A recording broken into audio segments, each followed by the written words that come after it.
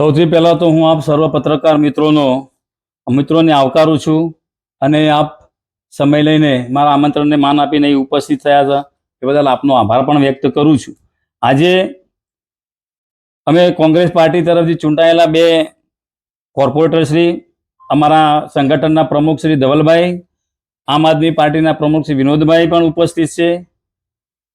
નગરપાલિકાના કામોની વાત છે અને એમાં વહીવટી એક છબરડો ગઈકાલે મારા ધ્યાનમાં આવ્યો છે, એટલે મેં આપ સર્વને આજે આમંત્રિત કર્યા છે। તો એ વાત એવી છે કે 28/10 ને મંગળવારે વડનગર નગરપાલિકાના હોલની અંદર સામાન્ય સભા મળી અને એજન્ડાનો ક્રમાંક નંબર 5 નગરપાલિકામાં ફરજ બજાવતા ફિક્સ પગારદાર કર્મચારીઓના પગારમાં વધારો કરવા બાબતનો હતો મુદ્દો। એ મુદ્દાની ચર્ચા કરીને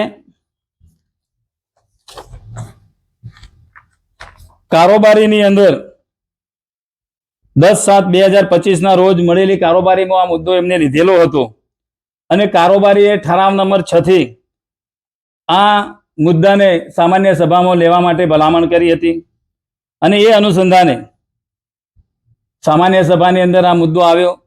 સામાન્ય સભાની અંદર તંદુરસ્ત ચર્ચા થઈ અને કારોબારીનો જે ઠરાવ હતો એને માન્ય રાખી કર્મચારીઓનો પગાર 10 થી 15% સુધીનો વધારો કરવાનો અને ફિક્સ કર્મચારીઓને રિન્યુ કરવા, એ વાત સર્વાનુમતે મંજૂર રાખવામાં આવી હતી। પણ ગઈકાલે મારા હાથની અંદર ઠરાવની નકલ આવી અને મેં ઠરાવ વાંચ્યો તો એના ઉપરથી મને એવું લાગ્યું કે કર્મચારીઓનું મનોબળ તૂટે એવો પગલો પ્રમુખે પોતાની સત્તાનો દુરુપયોગ કરીને કર્યો છે।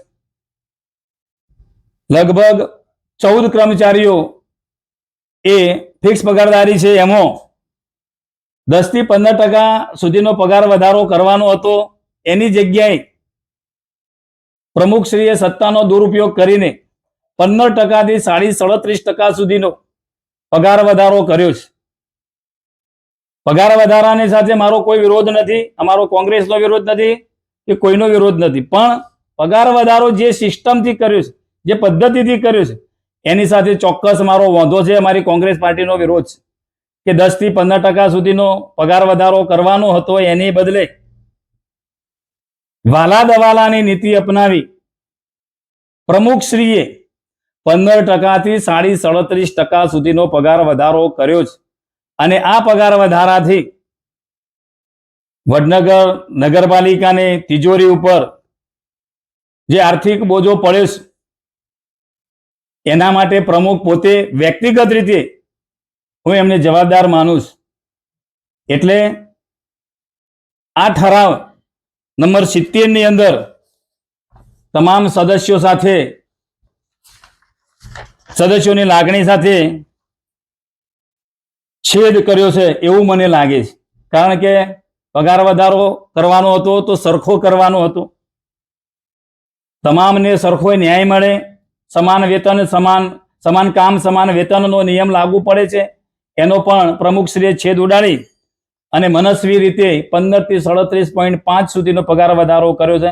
એમાં હું આપના માધ્યમથી મારો વિરોધ હપુજીનો અને નોંધાવું છું, મારો બંનેનો સદસ્ય તરીકે, અને હું નગરપાલિકા એક્ટ 1963ના 258ના નિયમ મુજબ આ બાબતે હું RCMમાં અપીલ પણ કરવાનો છું કે આ અન્યાય કરતા ઠરાવ છે એ તત્કાલ રદ થાય, કર્મચારીઓને ન્યાય મળે અને સદસ્યોના વિશ્વાસ સાથે જે છેદ થયો છે એટલા માટે હું આ ઠરાવને પડકારીશ, RCM અને કલેક્ટરમાં પણ લખીશ।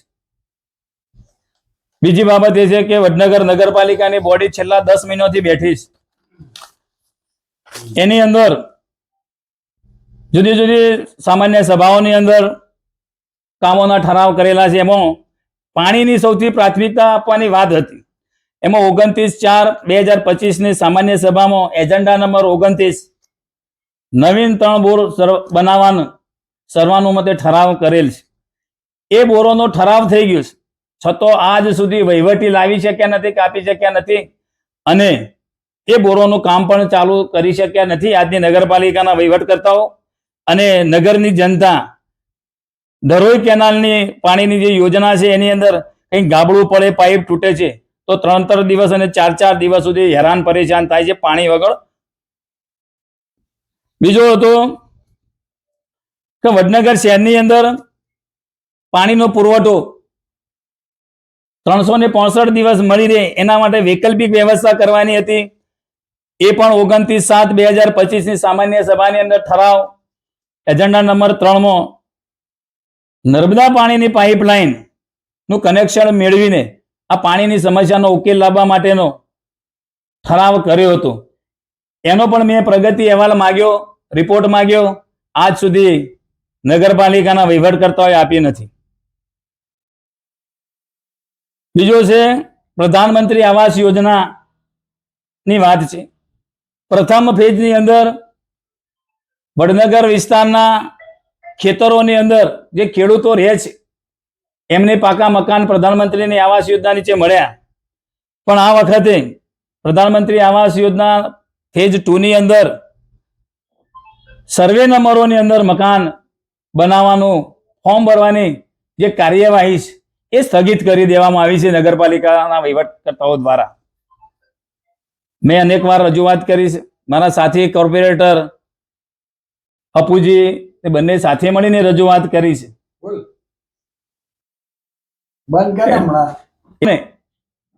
અને ગરીબ માણસોને અન્યાય થઈ રહ્યો છે આ યોજનાના લાભથી વંચિત રાખીને.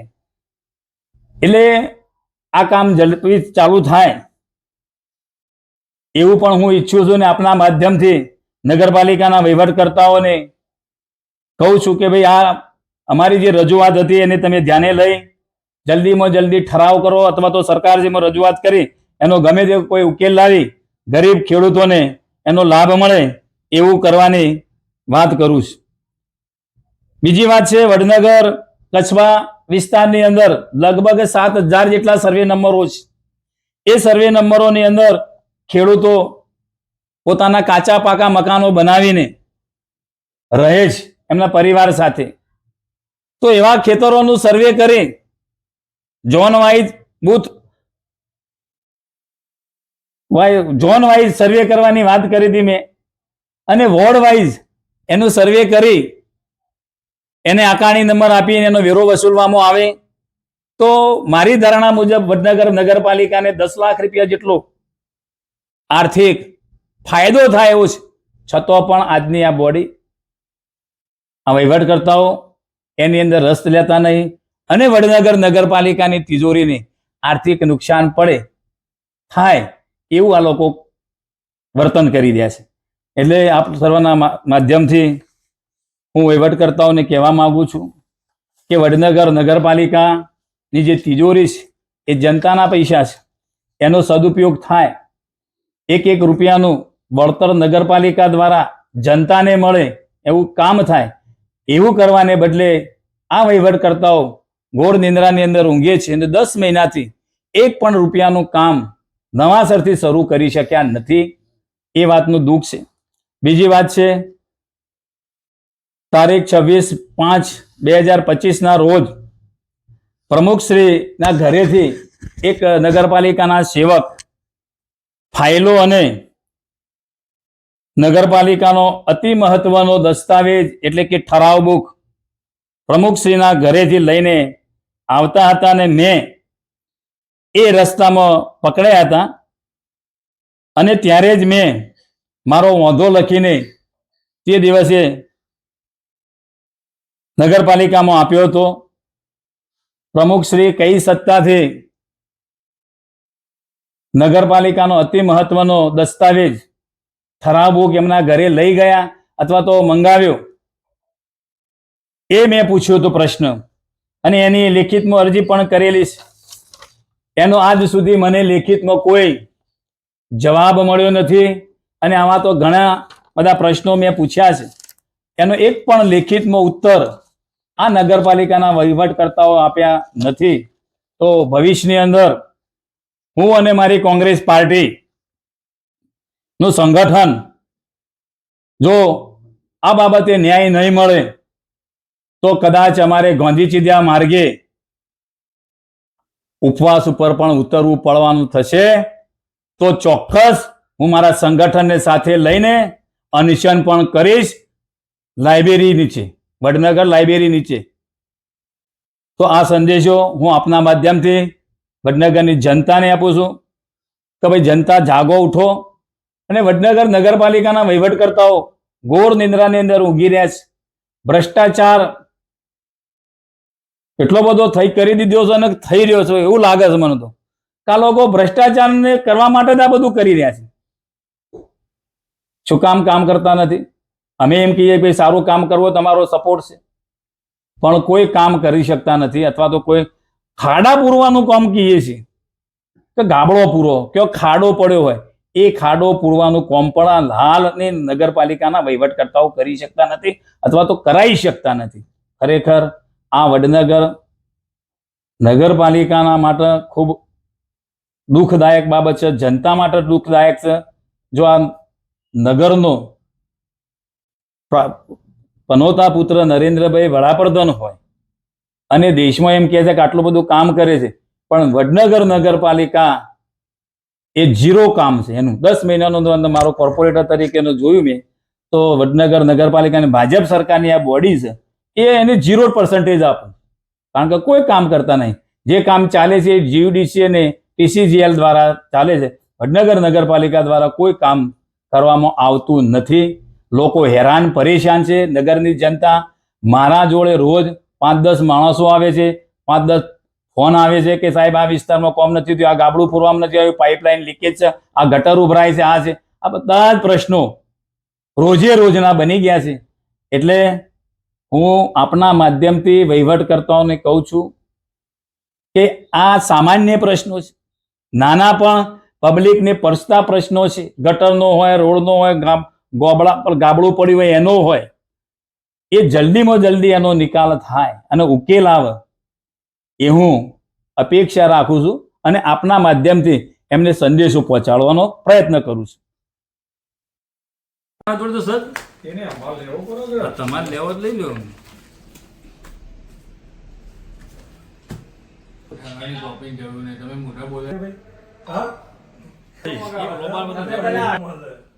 આ ટકાવારી વાળો ફોન આવે તો બંધ કરી દો, કાપી નાખો, ગમે તેવો હોય તો. બોલો હણો.